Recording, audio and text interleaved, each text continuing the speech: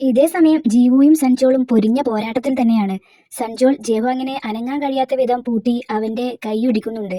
സംഗിന്റെ അടിയിൽ ജീവു തളരുന്നത് ശ്രദ്ധിച്ച സഞ്ജോൾ അവളോട് ബേസിക് മുറകൾ എടുക്കാൻ ആവശ്യപ്പെടുകയാണ്. പഠിക്കുന്ന സമയത്ത് അവൾ എല്ലാ പാഠങ്ങളും കഷ്ടപ്പെട്ട് പഠിക്കുന്നത് ശ്രദ്ധിച്ച ലീജുൻ, നീ എന്തിനാ ഈ അത്യാഗ്രഹം കാണിച്ച് എല്ലാതും കൂടെ ഒപ്പം പഠിക്കാൻ ശ്രമിക്കുന്നത്? ബേസിക് ആയിട്ടുള്ള കാര്യങ്ങൾ പഠിച്ചു വെച്ചാൽ പോരെ എന്ന് ചോദിക്കുമ്പോൾ അവൾ മൈൻഡ് ചെയ്യാതെ പഠിച്ചിട്ട് ലീജുനാണ് അവളെക്കാളും കൂടുതൽ മാർക്ക് വന്നിട്ടുള്ളത് എന്നത് ഓർക്കുകയാണ്.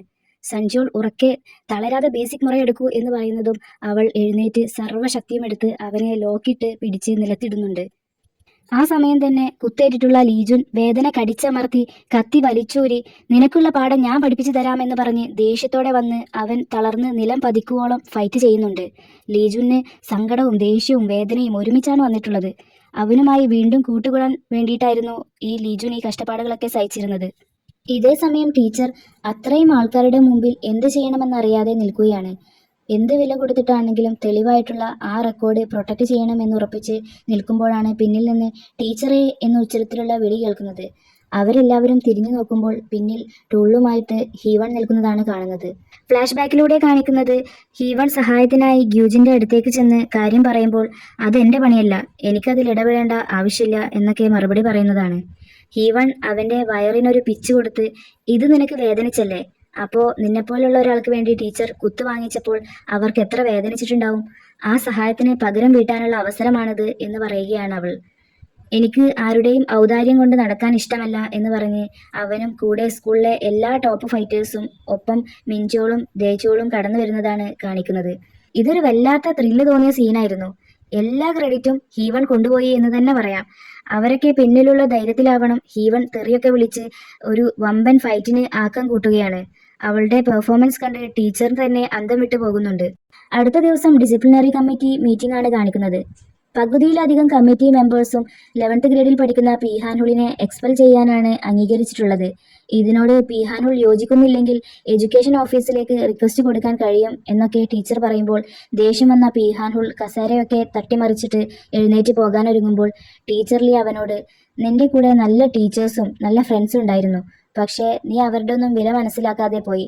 അവരോട് ഗ്രേറ്റ്ഫുൾ ആയിരുന്നില്ല നീ. ഇതുപോലെ തരം താഴാൻ തന്നെ തീരുമാനിച്ചതാണ്. അതുകൊണ്ട് നീ ചെയ്ത തെറ്റിൻ്റെയൊക്കെ റെസ്പോൺസിബിലിറ്റി ഏറ്റെടുത്ത് പശ്ചാത്തപിക്ക്.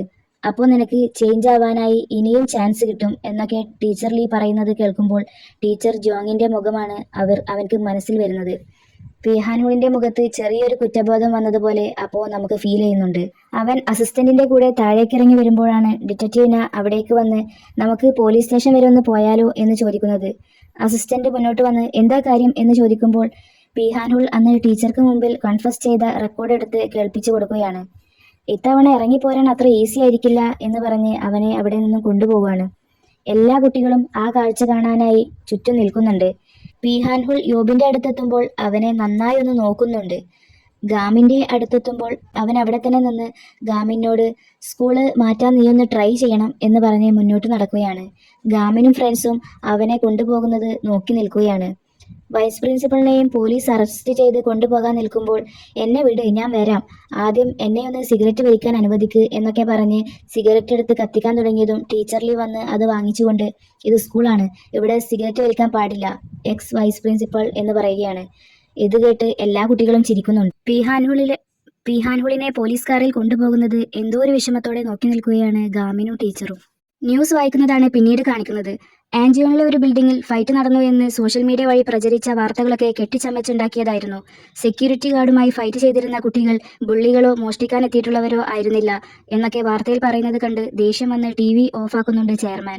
ആ സമയം അസിസ്റ്റന്റ് അങ്ങോട്ട് വന്ന് പീഹാനൂളിന്റെ കേസുമായി ബന്ധപ്പെട്ട് ലോയർ കാണാൻ വന്നിട്ടുണ്ട് എന്ന് പറയുമ്പോൾ കാണാൻ പോലും നിൽക്കാതെ എന്താ വേണ്ടത് വെച്ചാൽ ചെയ്തോളാൻ പറ എന്ന് പറയുകയാണ് ചെയർമാൻ.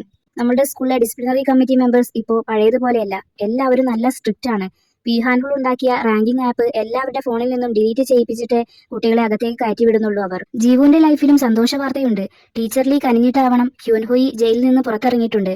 അവളുടെ ബ്രദറുമായുള്ള ബോണ്ട് കാണുമ്പോൾ തന്നെ നമുക്കെല്ലാവർക്കും സന്തോഷം തോന്നും. ടീച്ചർ ജോങ്ങിന്റെ ആഗ്രഹം നിറവേറ്റിയതിന്റെ സന്തോഷ വാർത്ത അറിയിക്കാൻ അവരെ അടക്കം ചെയ്തിട്ടുള്ള അവിടെ ചെന്ന് പൂക്കൾ അർപ്പിക്കുന്നുണ്ട് ടീച്ചർ ലീ. യോബിന്റെ ഫോണിലേക്ക് വൈബി ഫാമിലിയിൽ നിന്ന് മെസ്സേജ് വന്നിട്ടുള്ളതാണ് കാണിക്കുന്നത്. We welcome you as our intern എന്നാണ് അതിൽ എഴുതിയിട്ടുള്ളത്. ഇത് വായിച്ച് യോബ് ബൈക്ക് എടുത്ത് പോകുമ്പോഴാണ് അവൻ അത്രയും നേരം ടീച്ചർ ലീയെ വാച്ച് ചെയ്ത് നിൽക്കുകയായിരുന്നെന്ന് നമുക്ക് മനസ്സിലാവുന്നത്. കഥയിലൊരു ട്വിസ്റ്റൊക്കെ ആവാലോ. സെക്കൻഡ് പാർട്ട് വരാനും ചാൻസ് ഉണ്ട്. കാരണം ഇത് കാണുമ്പോൾ യോബ് വിക്റ്റിമല്ലായിരുന്നു എന്നാണ് എനിക്ക് തോന്നുന്നത്. ഒരുപക്ഷെ പീഹാൻ റൂൾ ആവില്ല മെയിൻ വില്ലൻ. സ്റ്റഡി റൂമിലിരുന്ന് നമ്മുടെ മെമ്പേഴ്സ് വലുതായാൽ ഓരോരുത്തർക്കും ആരൊക്കെയാണ് ആവേണ്ടത് എന്ന കാര്യം പരസ്പരം ചോദിക്കുകയാണ്. അപകടത്തിൽപ്പെട്ടവരെ രക്ഷിക്കുന്ന ഫയർ ഫൈറ്റർ ആവാനാണ് ലീജുവിന് ഇഷ്ടം. ഒരു ഡെവലപ്പർ ആവണം എന്നാണ് ഹീവൺ പറയുന്നത്. ജീവുവിന് പിന്നെ നമ്മുടെ ടീച്ചർ ലീയെ പോലെ ഒരു നല്ല ടീച്ചർ ആവണം എന്നാണ് ആഗ്രഹം. സേഹ്യോൻ ഇതുവരെ ഒന്നും തീരുമാനിച്ചിട്ടില്ല എന്ന് പറയുന്നുണ്ട്. പഠിച്ചുകൊണ്ടിരിക്കുന്ന ഗാമിനെ നോക്കി എല്ലാവരും നിനക്ക് എന്താവാനാണ് ആഗ്രഹം എന്ന് ചോദിക്കുമ്പോൾ എനിക്ക് പഠിച്ചിട്ട് കോളേജിൽ പോകണമെന്നാണ് ആഗ്രഹം എന്ന് പറയുന്നുണ്ട്. ഇത് കേട്ട് അവരെല്ലാം പരസ്പരം നോക്കുന്നത് കണ്ട് എന്തേ എന്ന് ഗാമിൻ ചോദിക്കുമ്പോൾ അതല്ല, ഒരു കോളേജ് സ്റ്റുഡൻ്റ് ആവാനാണ് ആഗ്രഹം എന്നൊക്കെ പറയുന്നത് ഒരു ഡ്രീമൊന്നല്ല എന്ന് പറയുന്നുണ്ട് അവർ. ആണോ? പക്ഷേ ഇതൊക്കെ എപ്പോഴും നമ്മൾ ഡിസൈഡ് ചെയ്തതുപോലെ നടക്കുമോ? നമ്മൾ നമ്മുടെ കഴിവിൻ്റെ പരമാവധി ശ്രമിച്ച് നേടിയെടുക്കുന്നതിനെയല്ലേ ഒരു ഡ്രീം എന്ന് പറയുന്നത്. അതുകൊണ്ട് ഇപ്പോഴത്തെ എൻ്റെ ഡ്രീം നല്ലപോലെ പഠിച്ചിട്ട് കോളേജിൽ പോകണം എന്നതാണ് എന്നൊക്കെ ഗാമിൻ പറയുമ്പോൾ അവരെല്ലാം അത് അംഗീകരിക്കുന്നുണ്ട്. അപ്പോഴാണ് ടീച്ചർ ലീ അങ്ങോട്ട് വരുന്നത്. ടീച്ചർ കയ്യിലുള്ള നോട്ടീസ് എടുത്ത് കാണിച്ച് ഗായ്സ്, നമ്മുടെ ഫൈനൽ എക്സാമിനുള്ള ടൈം ടേബിൾ വന്നു എന്ന് പറയുമ്പോൾ അവരെല്ലാവരും നമ്മളൊക്കെ ചെയ്യുന്നത് പോലെ തന്നെ ഇത്ര പെട്ടെന്നോ, ഇനിയിപ്പോൾ പഠിക്കാൻ തുടങ്ങേണ്ടേ എന്ന മട്ടിൽ കാട്ടുന്നുണ്ട്.